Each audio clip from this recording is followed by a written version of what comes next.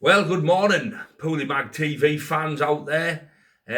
Welcome to another episode of Pooley Mag TV, the raw, unedited, unscripted NUFC fan channel, where everybody's got an opinion and nobody's opinion's wrong. So, going straight into the episode today, no shilling until the end of the video, so we're going to go straight into the crux of the matter. And I want to talk about the momentum that we could have built on the Benfica game, going into the Fulham game. So, as you know, we beat Union Saint-Gilloise and we thought, right, okay, 4-0. And I wasn't getting too carried away because they're not exactly Real Madrid, are they? They're not exactly a great team. But in their first game, they looked decent. And I thought, well, it's a bit of a test for us. Champions League, we've been beat off Barcelona. We're not European ready. Not ready, but we're not stalwarts, are we, of the European game. And I didn't expect us to beat them 4-0. And once we did, I seen Barnes come on, Gordon play really well, and Nick Voltemada linking up well and that. And I thought, right, okay, let's push on. Didn't quite happen. I think the international breaks hinder Newcastle. I really do. I think we're a team that likes to build that momentum. We're a team that likes to play 2 times a week, 2 to 3 times a week, especially when we've got a full squad. We don't like these breaks. We don't seem to be able to cope with these breaks too well. We seem to build a bit of momentum and then another international break, a bit of momentum and another international break. Thank God the one in November is the last one till March, I think, or February, one of the two. So we've got a good, solid run of games before we have another one where we accumulate points. Because you seem to have 2 games and then it's another international break. That's another story for another video, because I don't believe me, I will be doing a full video on international breaks ruining Premier League football, especially at the beginning of the season, because it just does. You just get into it and then it's over, and injuries and etc. But like I say, I think the game against Benfica was just of a different level to the game against Union Saint-Gilloise. I really do, and I just seen Anthony Gordon. I've been wanting him to bomb on, and he did bomb on, and I thought, right, okay, this is what we want you to do now. Now, Fulham at home, I'd say the same level as Benfica, would you? I wouldn't say Fulham are better than Benfica, would you? I certainly wouldn't. I know Danny Murphy and and other critics and pundits or whatever want to come out and say, well, yes, well, it's not of the Portuguese league isn't of the calibre of the Premier League. Well, maybe it's not, but I would say Benfica would as good as Fulham. I really would, especially at home. If we were playing Fulham away from home, I would probably say it would be an harder game. But Fulham at home, I really don't believe Fulham over the course of a 38-game season would do any better than Benfica would, to be fair, if I'm honest. Now, I might be wrong. You might think, oh, Steve, you're completely wrong there. Fair enough. That's just my opinion.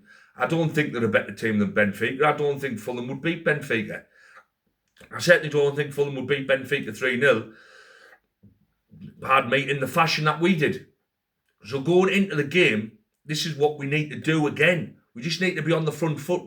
We are at our best when we are on the front foot. When we take our time and we start to wonder and ponder and try to be too intricate, doesn't come off. We're boom, boom, boom, boom. When we one-touch football, that's when we're at our best. And we've got players who can play one-touch football. Tonali, Bruno, Jacob Ramsey, Gordon, Voltemada, Trippier, Murphy. It's not like we don't have these players who can just boom, boom, boom, and before you know it, you're in the box. Barnes can and all. This is the type of football we need to be playing more regular. The second half of Benfica needs to be replicated 25 to 30 times a season. For me, it does. And that's how you win leagues. That's how you win trophies. You can't play like that every game. No team does. The Arsenal Invincible team, if you watch the highlights, but they had some stinking games, some stinking 0-0 games, some stinking 1-0 games. They weren't great for 38 games, but for 25 to 30 games they were. You know what I mean?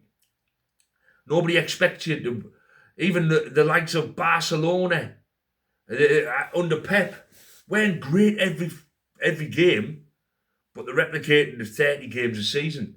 And if we can replicate that to 25, you'll get you'll get the Champions League. You really have to get to 30. You're looking at like title challenging. That's what we need to be striving for in the upcoming seasons.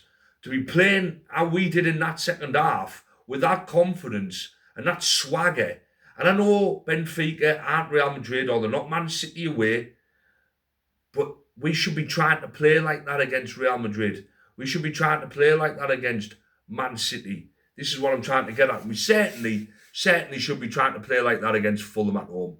I have no qualms about saying we should beat Fulham at home. Now, that does not dismiss that Fulham are an awful team, because Fulham aren't an awful team. They're an up and down team, and they're a bit of a, streaky team like we are. And I think Marco Silva has definitely proved his point to me, because I thought he was a pretender. I thought he was a pretender at Hull. I thought he was a pretender at Watford. And I thought he was a pretender at Everton. But he's went away and he's come back to Fulham. And I think this is probably his third or fourth season at Fulham. And he's done mint for them. I can't say he hasn't. They're not a bad team. Alex Iwobi's playing the best football of his career. They've got some good players. They really have. I like the lad that they got from... his name escapes me. The one that they got from Harry Wilson, that's it. From Liverpool. Lovely little player. So is Emile Smith-Rowe. But I just don't see how they've got it. The striker and all who we were linked with isn't a bad striker. Not a bad striker at all. But Botman and Chow should be able to thingy that. They should be able to deal with him. You know what I mean? And Pope is playing some of the best football of his life. But for me, just go out there, enjoy it. You're at home in front of 50-odd thousand roaring Geordies on the back of a 3-0 bounce of Benfica. These are the matches that count, though. Because let's face it, we're not winning the Champions League, are we? So we're going to get knocked out of there at some point. And when we get knocked out of there, we don't want to be 14th in the league. So we need to carry this momentum on. It's okay doing it in the Champions League. And it's great, and it was a great night. It was brilliant.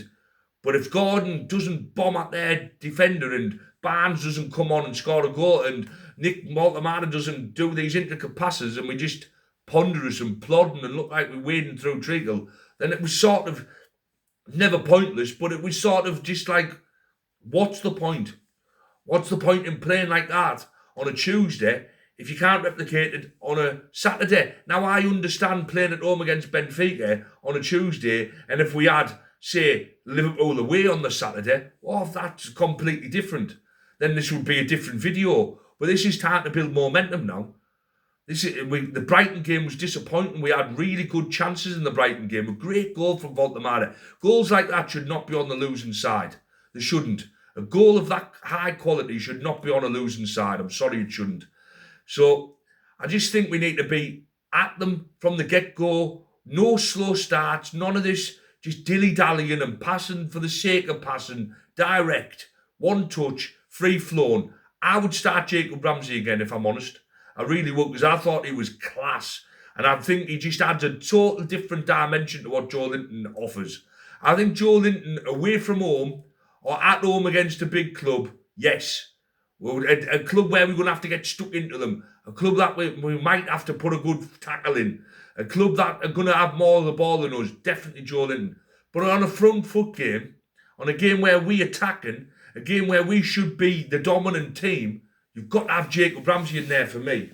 You've got to have Jacob Ramsey in there for me. And start Lewis Miley again. I know Tonali's on the bench. Tonali can't be 100% fit. If he's just had the flu or whatever, or COVID or whatever he had, there's no way he's 100% fit. Bring him on after 60 minutes. Give Miley a start. Start the same team that you did against Benfica on Tuesday. Just like you would if Tonali and Joe Linton were in it, you always start the same team. Eddie, this is my plea to you. Start the same team.